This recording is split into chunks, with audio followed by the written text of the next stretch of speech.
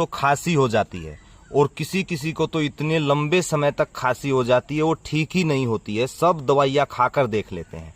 तो उसके लिए मैं आपको रामबाण उपाय बता रहा हूँ। आप ये जो देख रहे हैं ये है कालाबासा बोलते हैं इसे, और अगर आपको किसी को ना मिले तो आप किसी नर्सरी वगैरह से ले सकते हैं।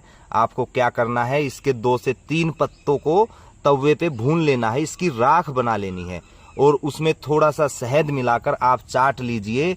आप देखेंगे कि कितनी भी पुरानी खांसी वो जड़ से खत्म हो जाएगी।